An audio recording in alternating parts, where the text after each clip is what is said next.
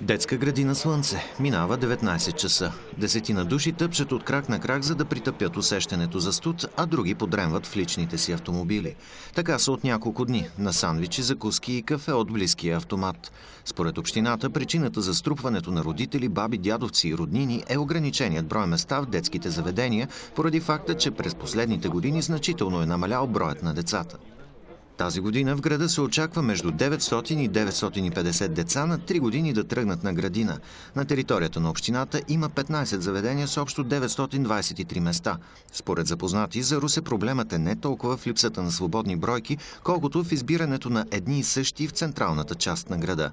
И тази година най-предпочитаните от родителите бяха градините Слънце, Радост и Чучулига. За тях, които мръзнеха от дни по коли, входове и тротуари, новата точкова система на общината също не дава гаранции, че децата им ще бъдат приети. На колко часа се сменяте и колко са ви представителите? Минимум има винаги по около 3-4 човека и на 10 часа се пада по 1 час. Може би на денонощие по 2 часа се пада на групичка да чака или на човек.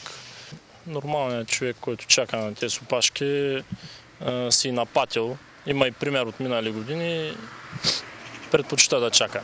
Не е много приятно, нали? За една европейска държава е доста, не знам, гротеска е, ама той чакане няма друг начин.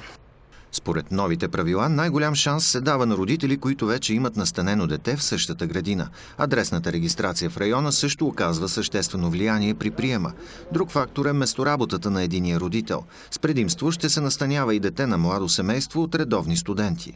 Въпреки това, известните до болка списъци от предишни години бяха актуални и сега хората, които чакаха от няколко дни, разчитаха главно на тях. Това с точкуването не е доизмислено точно, защото като останат 20 места, пък сме 40 деца с 6 точки, всичко зависи от входящия номер. В един момент ще се покаже, че има страшно много хора, които са с минималния брой точки 6 точки и когато вече се борят за по-малко места, които останат, никой не знае по какъв ред ще бъде, как ще се избират. И всички ние се надяваме, че ще е по входящ номер на молбата. Значи цялата система, понеже аз така оставам с впечатление, че се прави в движение. Вземат се решения в движение. Даже и на органите не знам дали им е точно ясно как ще стане оценяването за приемане в детските градини, а камо ли на нас. По тази точкова система се събираме повече родители с равен брой точки и пак ще се достигне до входящия номер. Родителите предлагаха и различни системи за премахване на опашките и унизителното чакане. Трябва да се отворят повече сгради, за да има място всички деца и да не се получава това чакане тук. И да се прави предварителни проучвания в квартала Възраждане, в този район, в който сме ние, примерно ще има 100 деца, да има подсигурени сгради за 100 деца. Освен, че са измислили как да оцеляват в минусовите температури, родителите бяха открили и положителните страни на дългите часове в очакване на заветното записване в градината. Забавляваме се общо взето. Кое е най-интересното занимание тук на студа? Чакането, вицовете, които си разказвам. Всеки споделя някаква весела история, която му се е случила. Приятно е, поне се запознахме всичките родители. Какво правим, няма как. Забавно, приказваме си цяла вечер и това е. Сутринта отново проверихме има ли раздвижване сред чакащите.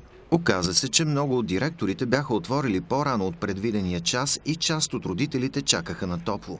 А от общината обещаха през следващата година да нанесат още корекции в новата наредба и да се опитат да преместят списъците в интернет. Така според тях на родителите най-накрая ще им бъде спестено унизителното чакане и мръзнене на студа.